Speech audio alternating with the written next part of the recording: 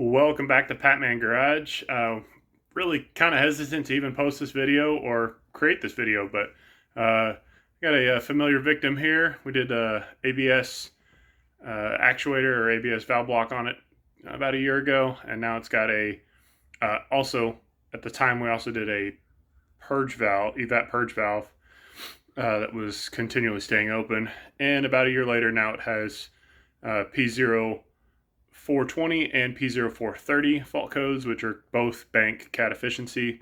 Not really surprising given we ran this thing lean for quite some time with the evap valve leaking.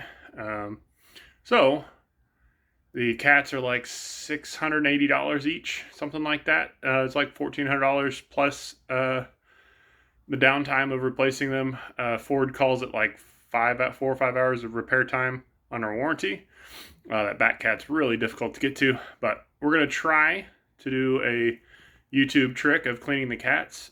He's already run a can of Cataclean through it, and we're kind of intermittent on our ability to get this code to clear. So we're going to pull the top O2 sensors and spray some cleaner into the top of the cats and let it set up for a little while, and then we'll see if we can blow it out and see if it'll be happy enough to run the evap monitor or the cat monitors again. So we're going to jump right into it. So here on top I got my engine cover removed. There's 2 little push pins on top, oil cap, and then there's an 8mm that piggybacks off the stud. And then I've got my O2 sensor on the top removed so I can spray down into it. And this is our spray cleaner we're using. It's intake valve cleaner, so it's good for getting deposits off of it. And it claims to be 150 times stronger or more concentrated than fuel additives. So technically that Cataclean was a fuel additive. So this should definitely help us get whatever deposits are on that cat blown off. So I'm going to spray it once, let it sit up for about 10 or 15 minutes, and then I'll spray one more time, then we'll put it back together and go see what it does. And of course, this may not work, but I'd rather spend the $10 or $15 on a can of cleaner and a little bit of time to pull these O2 sensors off and spray it and see what happens, versus just jumping full bore and going, $1,500 into replacing 2 cats.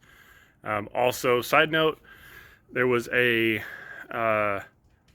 Ford service campaign or something like that, basically extended coverage for a short amount of time on these cats. So they're already maybe slightly less than optimal to begin with, and where Ford was replacing the cats outside of warranty, but for a very limited amount of time. That was back in 2019. So basically, right as these cars were rolling out of powertrain warranty, Ford extended the cat warranty on them for a short amount of time. But anyways, we'll slide under the truck and slide under the car and take a peek at the back one. And forgive the daylight peeking through the other side, but up there you can see the blue wire for my oxygen sensor on the top side.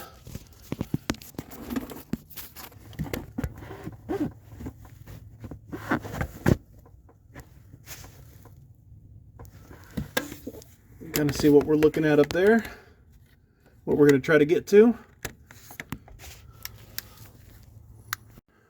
Alright, so to get our lay of our land here, we got our 2 exhaust pipes and going straight up to the cat.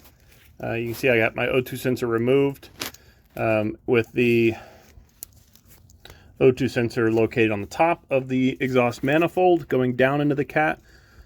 Quite difficult to access with tools.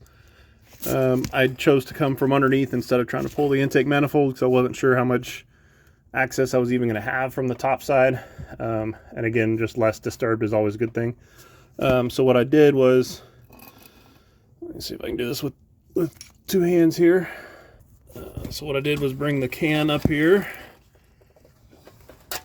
like that, and then I bent the straw with my other hand to get down into the top of the cat.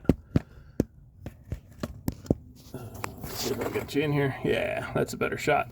So I would bend the top of the straw down into the hole with my other hand and then spray that way. So In fact, that's a pretty cool shot. That might make a thumbnail out of that, huh? Yeah. So we'll see how successful this is. I'm gonna set down the camera so I can do my second spray. And we just started it up. We got quite a bit of smoke coming out of it. Kind of to be expected. Just put a bunch of cleaner in there. I'm gonna shut the garage door. Alright, so we're gonna go take this thing for a spin and help blow some of that cleaner out of the back. And get this thing up to operating temperature, jump on the highway, cruise up the highway a little bit and come back. And then we'll do one more drive cycle and see if our cat monitors actually passed and are happy.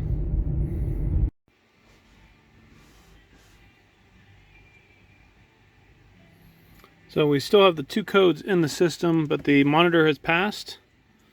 So we can see our catalyst monitor shows okay. Since the DTC was last cleared.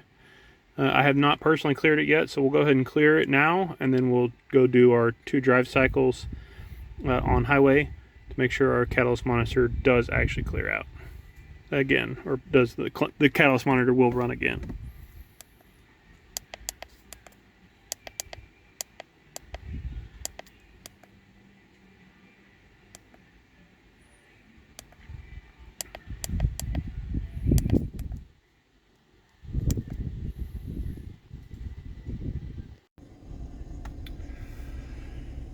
So I did one good successful test drive right after the cleaner was done. Did about 8 or 10 miles, something like that. And then I drove yesterday about 20 miles on the highway, try to get that cat monitor reset. And as of about halfway through the test drive yesterday, the cat monitor had already cleared. We're going to do one more test drive on it today, just to make sure that everything is still happy with it. And also want to be clear that this is not a comparison video with CataClean. I am not trying to comment on how well it does or doesn't work. I don't have any before data. I don't have any data between the CataClean and what I did. So this is kind of anecdotally that, you know, the process I did, but like I said, I wanted to document what I do have and wanted to be clear that I'm not specifically saying that one way or the other it does or doesn't work. I don't know, but and to be fair, I don't even know if what I did did anything or not. But what I will know at the end of the test drive is if the car is still happy or not. So we'll run this thing up the highway and come back and see how we look on the scan tool after that.